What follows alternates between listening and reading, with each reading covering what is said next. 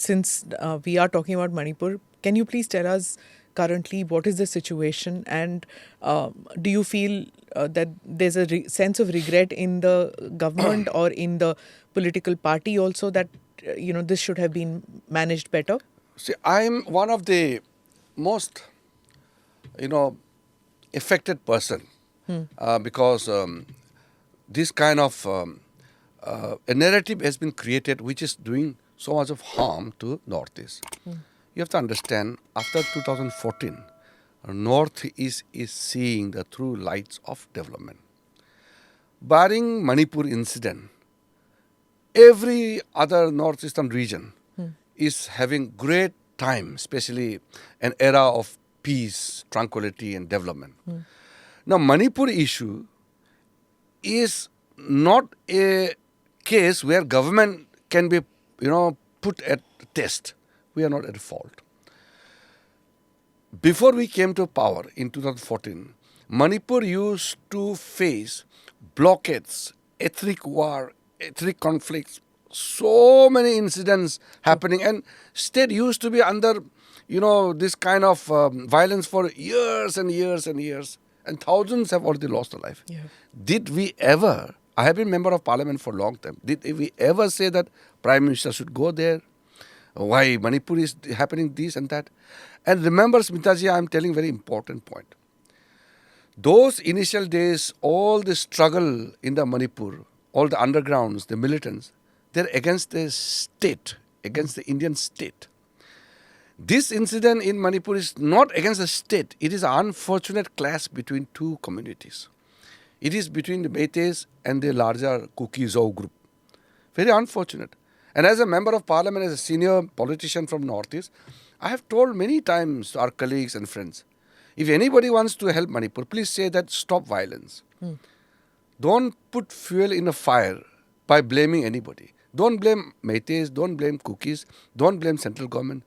Just tell them, we will also help, come in and also do whatever is possible. But first of all, you have to cease violence by surrendering the weapons. So, initially when I was a member of parliament, I remember one thing, when Manipur was having a blockade for 4 or 5 months consecutively. Nobody from central government had gone. Then I raised this issue. There was no response from the government. And then once, before that, there was Kuki and Naga clash. And then more than 700 people were killed. And then not even the cabinet minister, the home affairs, the minister of state made a statement, small statement. And who visited? A joint secretary. Forget about the home minister, minister of state or home secretary. A joint secretary visited Manipur, I remember. This time, after the violence, home minister stayed there for 3 days. And he met so many representatives and made an ardent appeal that please surrender the arms. We will ensure that there is peace in the state. Then the minister of state had stayed there for 22 days, which Congress cannot think about. But we never created this kind of situation. Comparison also. So here we don't want to compare, but we never had created this kind of narrative when Manipur had reeled under so much of trouble and turbulence. So now it's becoming normal. The unfortunate trigger point when the judge of the Manipur High Court passed an order. And remember, it was beyond the judicial scope to declare at a particular community as tribals require certain traits. They have to fulfill certain criteria which are to be cleared and then assessed by the tribal commission, the RGI, the home ministry, then other ministries which are dealing with the subject. And suddenly the High Court gave an order that within 3 months the particular community should be given tribal status. So that triggered, and within short time, because this was a very emotive issue, for a long time there was lots of differences between Meiteis and Kukis with regard to this tribal issue. Meiteis have been demanding for a long time. Now the trigger point of this violence, which happened in Churachandpur area and then suddenly spread, was the outcome of the judicial pronouncement. Very unfortunate. And that judge was transferred immediately from Guwahati High Court by the Supreme Court Collegium.